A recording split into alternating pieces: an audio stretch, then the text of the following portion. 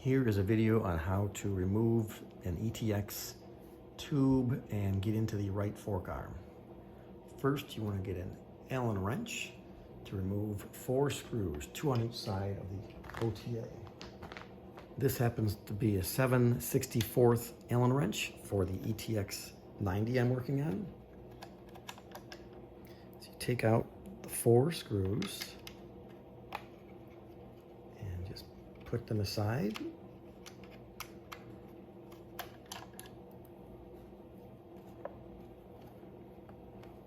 And the other 2 are here.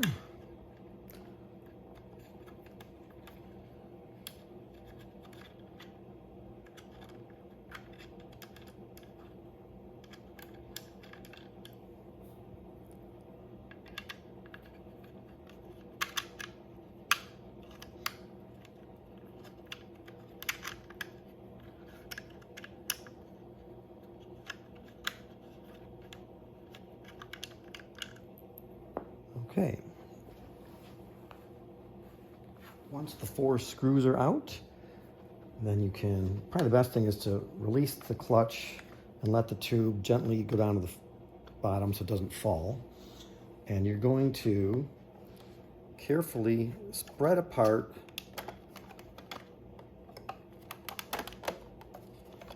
and slide back the telescope out of the arms. Now, they have these little, where the screws were, there's these little tabs that they go into here, so you have to kind of pull this apart a little bit as you slide it out. So you're kind of pulling this out slightly and then pulling the tube out. Okay, once you have the tube out, we're going to get into this right fork arm. And you'll just use a screwdriver. A short one works better because you can get in between the fork arms. If you have a longer screwdriver that doesn't fit, just angle it a little bit and remove the screws. There are 1, 2, 3, 4, 5 screws. So you quickly remove those, and I've already actually done that to save some time. So once you get those 5 screws out, take off your knob on the outside. If yours happens to have a brass ring, this one does not, but the ETX 105 and 125 I think do. Make sure you hold on to that brass ring, set it aside so it doesn't fall and get dropped. And then this just pulls right out. And this will have your main gear drive. This one is the 90 again. It just has 2 parts, this black part and then the gear. The 105 and 125 have a couple different parts, some different washers. So when you take that apart, make sure you take a photo and you know exactly what order things go in and which way, because some have different sides to them. Okay, once you get that out, you can just gently pry this out because the screws are removed. Just take that back plate off and you can now see into the fork arm. Tilt the phone off the tripod. So inside the fork arm,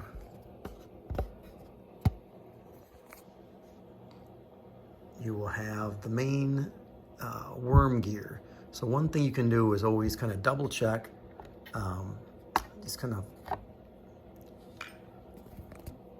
try to grab the white gear at the bottom down here and try to move that up and down. You're trying to see if there's too much play in that worm drive. If there is, you have to try to tighten down that nut. Another thing to look for is the adjusting screws. And you'll see there's 1, 2, 3 screws here, and that holds this mounting bracket in place. Now on the 105, these 3 screws are on this side. So if you release those screws a little bit, then you can try to move this thing a little closer, further away, and lock it down. On some of them, there's actually, on the back here, little set screws that you can use to tilt this thing in and out. All right, another thing you want to look for in here is just your motor housing. Your housing will have different screws that kind of hold it against the frame. So you're just double checking that all of these screws are tight. Many times they're very loose. Wiggle the box, make sure it's all in there tight. This one's nice and firm. Sometimes they're loose. Sometimes these posts are broken that the screws go into, and we have to fix those with like epoxy. Other things in here, this is a hard stop up here, so when your telescope tube tilts down, it'll hit that hard stop before it would do any more damage. That's basically what this black pin is here. As this thing turns, it would hit the hard stop. And then when it comes down and the tube goes straight up, it would hit another hard stop down here. And as you can see, this one happens to be broken. So it's broken, loose off there. I'm not gonna worry about that right now, but I would usually epoxy that so it gets back into place. But on this scope, I just know not to go past upright. So that's what you're looking for inside the telescope. Again, the ETX 105 and 125 look a little different inside, but they all operate basically the same way. Biggest thing, if you have your gear clicking, is to make sure this is all solid and in place, and it's pushed up and lined in with that main gear. And then to replace everything, you just put the plate back on. Let me put the camera back. Put the plate back in. I think it kind of tips in at the bottom a little bit first. Snap it into place.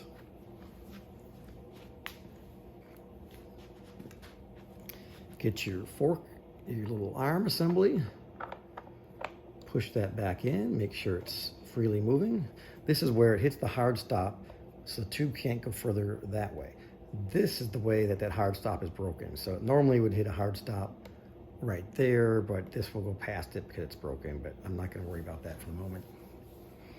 Okay, and then you put your 5 screws back in, these 5 holes, and I'm going to skip that step just to show you how to put the tube back in.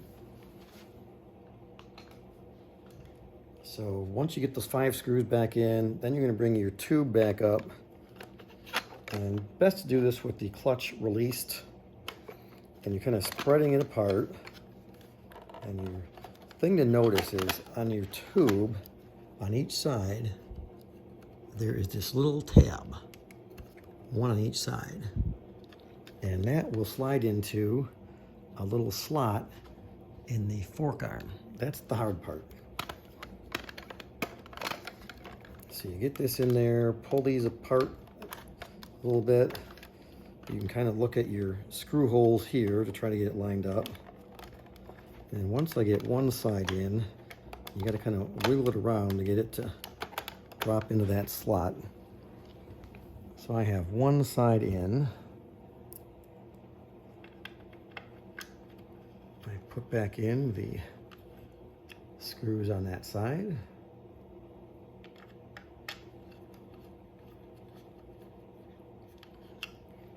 And then the other side sometimes goes in easy, sometimes not. What I found is best is you kind of push in on this fork arm, and then that brings it in.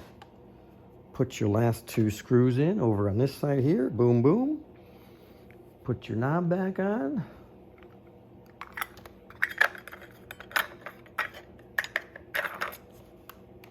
And you're back together, ready to go.